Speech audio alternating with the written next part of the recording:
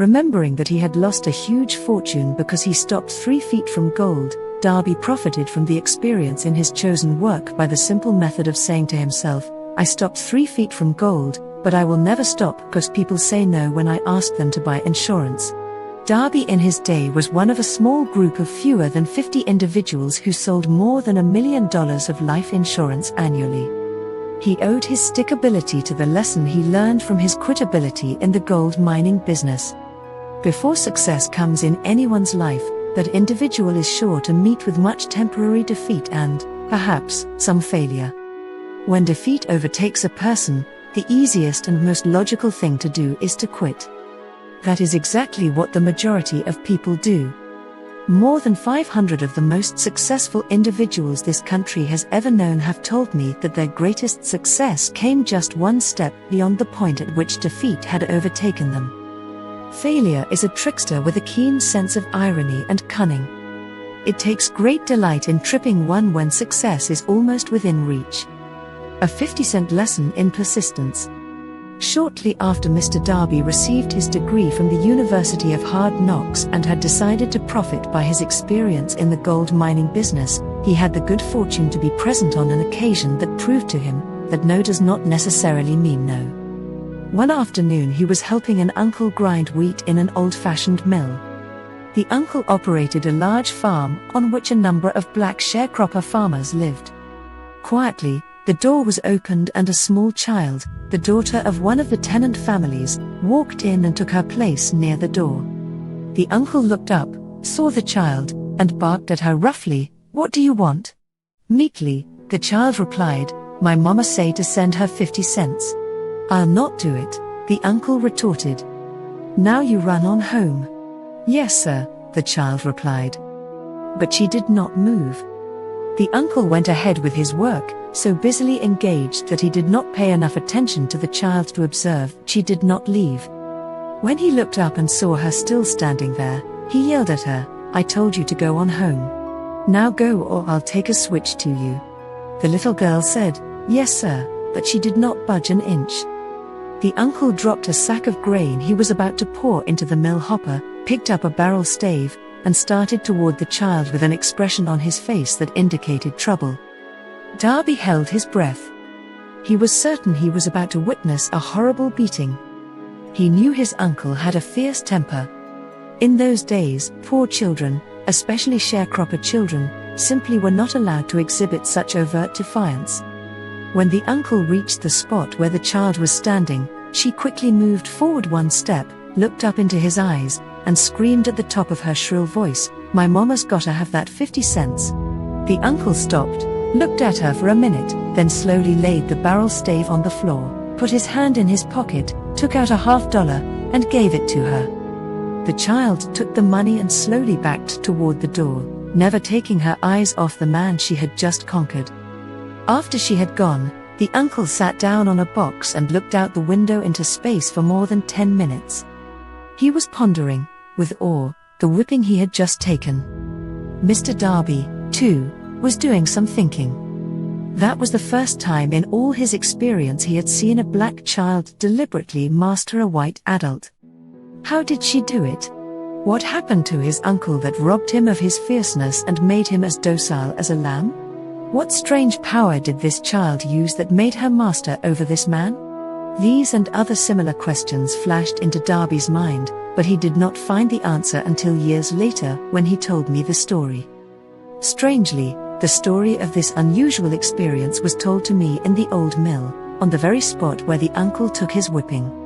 Strangely, too, I had devoted nearly a quarter of a century to the study of that same power which enabled a small, illiterate sharecropper's child to conquer a powerful figure of authority. As we stood there in that musty old mill, Mr. Darby repeated the story of the unusual conquest and finished by asking, "What can you make of it? What strange power did that child use that so completely whipped my uncle?" The answer to his question will be found in the principles described in this book. The answer is full and complete. It contains details and instructions sufficient to enable anyone to understand and apply the same force which the little child stumbled upon accidentally. Keep your mind alert and you will observe exactly what strange power came to the rescue of the child. You will catch a glimpse of this power in the next chapter. Somewhere in this book you will find an idea that will quicken your receptive powers and place at your command, for your own benefit, this same irresistible power. The awareness of this power may come to you in the first chapter, or it may flash into your mind in some subsequent chapter. It may come in the form of a single idea. Or it may come in the nature of a plan or a purpose. Again, it may cause you to go back into your past experiences of failure or defeat and bring to the surface some lesson by which you can regain all that you lost through defeat. After I had described to Mr. Darby the power unwittingly used by the little child, he quickly retraced his 30 years of experience as a life insurance salesman and frankly acknowledged that his success in that field was due in no small degree to the lesson he had learned from the child. Mr. Darby pointed out, every time a prospect tried to bow me out without buying, I saw that child standing there in the old mill, her big eyes glaring in defiance, and I said to myself, I've got to make this sale. The better portion of all sales I have made were made after people had said no. He recalled, too, his mistake in having stopped only 3 feet from gold, but that experience, he said, was a blessing in disguise. It taught me to keep on keeping on no matter how hard the going may be, a lesson I needed to learn before I could succeed in anything. This story of Mr. Darby, his uncle, the child, and the gold mine doubtless will be read by hundreds of men and women who make their living in sales. To all of these, I wish to offer the suggestion that Darby owed to these 2 experiences his ability to sell more than $1 million of life insurance every year, an incredible feat in his day. Life is strange and often imponderable. Both its successes and its failures have their roots in simple experiences. Mr. Darby's experiences were commonplace and simple enough, yet they held the answer to his destiny in life, therefore, they were as important to him as life itself. He profited by these 2 dramatic experiences because he analyzed them and found the lesson they taught. But what of the person who has neither the time nor the inclination to study failure in search of knowledge that may lead to success? Where and how is that individual to learn the art of converting defeat into stepping stones to opportunity? To answer these questions, this book was written. The answer calls for a description of 13 steps, or principles, but remember as you read, the answer you may be seeking to the questions which have caused you to ponder over the strangeness of life may be found in your own mind, which through some idea, plan, or purpose which may spring into your mind as you read. One sound idea is all that one needs to achieve success. The principles described in this book contain the best and the most practical of all that is known concerning ways and means of creating useful ideas. Before we go any further in our approach to the description of these principles, I believe you are entitled to receive this important suggestion: when riches begin to come, they come so quickly, in such great abundance, that one wonders where they have been hiding during all those lean years. This is an astounding statement, and all the more so when we take into consideration the popular belief that riches come only to those who work hard and long. When you begin to think and grow rich, you will observe that riches begin with a state of mind, with definiteness of purpose and with little or no hard work. You and every other person ought to be interested in knowing how to acquire that state of mind which will attract riches. I spent 25 years in research, analyzing thousands of people, because I, too, wanted to know how wealthy people become that way.